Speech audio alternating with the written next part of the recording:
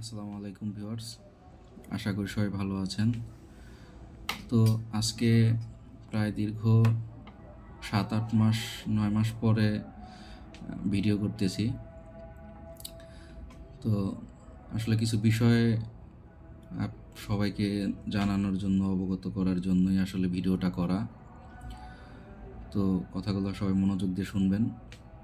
তো আসলে নোংরা আর বাজে লোকের মন্তব্য কখনো গন্তব্য আটকাইতে পারে না। এটা হলো সর্বোপরি, মানে সবসময় একটা কথা, যেটা যে মন্তব্য, কারো বাজে মন্তব্য, কারো নোংরা মন্তব্য, নোংরা কমেন্ট, নোংরা কিছুতে আসলে কারো গন্তব্য কখনোই আপনার আটকাবে না। আমি 6-7 মাস না আসার কারণ হচ্ছে, আবার আমার ব্যবসা প্রতিষ্ঠান বন্ধ থাকার কারণ হচ্ছে মাঝখানে আমার বেশ কিছু সমস্যা হয়। গত বছর আমার বাচ্চাটা অসুস্থ হওয়ার পর থেকে হসপিটালে দৌড়াদৌড়ি শুরু হয়ে যায়। মামিসিং, তারপর সেখান থেকে ঢাকা, বিভিন্ন এগুলো অনেক কাহিনীতে আমি গত সিজনটা করতে পারি নাই। তো মানুষের ব্যবসা বাণিজ্য করলে লেনদেন অবশ্যই থাকবে, এটা স্বাভাবিক। লোন থাকতে পারে, এটা স্বাভাবিক। তো যখন একটা সিজন করতে পারি নাই বা মানুষের সাথে লেনদেন, তো এই বিষয়গুলো যেগুলো আছে সেগুলা একটা মানুষের, একটা ব্যবসায়ীর থাকাটা এটা স্বাভাবিক।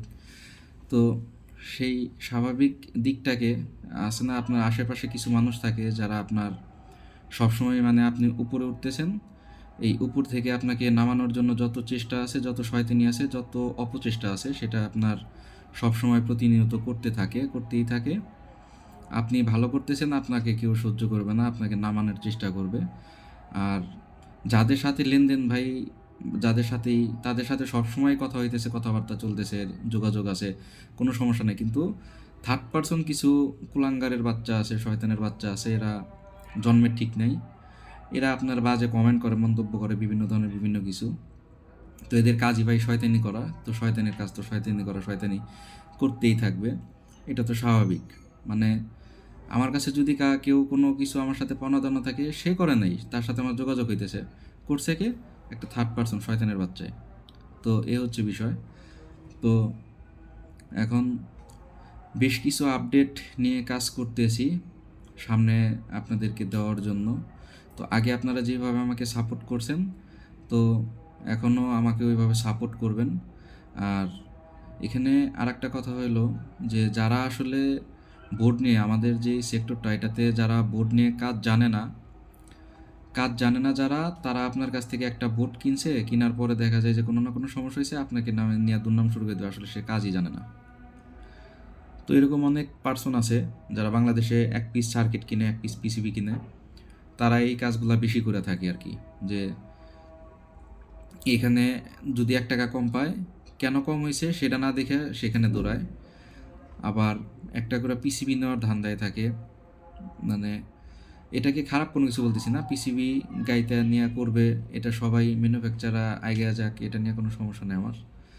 কিন্তু কাজ না যায় না একটা বোর্ডের, মানে দুর্নাম বদনাম করা, সেটা হলো সমস্যার কারণ। সেই জিনিসটা খুবই সমস্যার কারণ। আপনার একটা মানুষকে পচানোর জন্য, একটা মানুষ বিপদে পড়লে তাকে হেয় প্রতিপন্ন করার জন্য যত মানে শয়তানি আছে, আমাদের আশেপাশের লোকজনই করে আর কি। আর সবচেয়ে বিশেষ করে হলো, আপনার যদি কেউ ক্ষতি করে, সেটা আপনার আপনজন বা কাছের মানুষ ছাড়া আপনার কেউ ক্ষতি করতে পারবে না। আপনার ক্ষতি করলে আপনার নিকটবর্তী লোকেরাই করবে। কাছে যাদেরকে নিয়ে চলছেন, কাছে যাদের নিয়ে চলবেন, এরাই করবে আপনার ক্ষতি। তো এখানে আসলে বাংলাদেশের ম্যানুফ্যাকচার জগতে হিংসার কোনো কিছু নাই। যার যার রিজিক নির্ধারিত, যার যার রিজিক আপনার সেই পাবে। কেউ কারো রিজিক থেকে মানে একটা চালের দানা পর্যন্ত কেউ নিতে পারবে না। তো কাজেই আমাদের হিংসা বিদ্বেষের কোনো কিছুর দরকার নাই। যার যার মতো সবাই ভালো কাজ করুক, সবাই ভালোভাবে এগিয়ে যাক, এই কামনা করি। সবাই সবাইকে সাপোর্ট দিয়ে এগিয়ে যাক, এটা চাই। বাংলাদেশের ম্যানুফ্যাকচার জগৎটা যেন ভালোভাবে স্টেবল হয়, বিদেশি ইন্ডিয়ান পণ্যগুলা যাতে বয়কট হয়, এই কাজগুলো আমাদের মিলেমিশে সবার একত্রে হয়েই করতে হবে। দেশীয় যার প্রোডাক্টই হোক না কেন, দেশীয় প্রজেক্ট নিয়ে কাজ করতে হবে।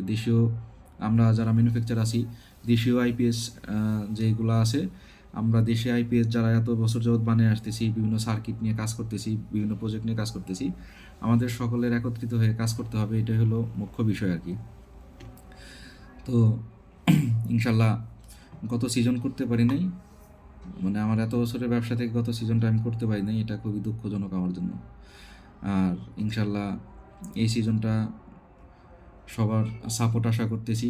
আগে যেরকমভাবে আমার কাছ থেকে মাল ঠাল নিতেন, আমার সাথে ব্যবসা করে আসছেন, তো আপনারা আবার আমাকে সহায়তা করবেন এগিয়ে যাওয়ার জন্য।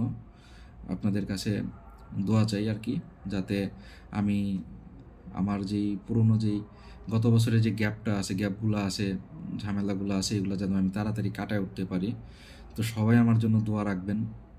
তো আর যদি কারোর সাথে কোনো মানে আমার মন মালিন্য বা রাগারাগি বা কোনো কিছু মানে কোনো সমস্যা যদি থাইকা থাকে, সেটা আমাকে ভাই পার্সোনালি ইনবক্সে মেসেজ করেন, সেটা আমি সমাধান করে দিব, কোনো সমস্যা নেই। তো সবাই ভালো থাকবেন, দোয়া রাখবেন। আসসালামু আলাইকুম।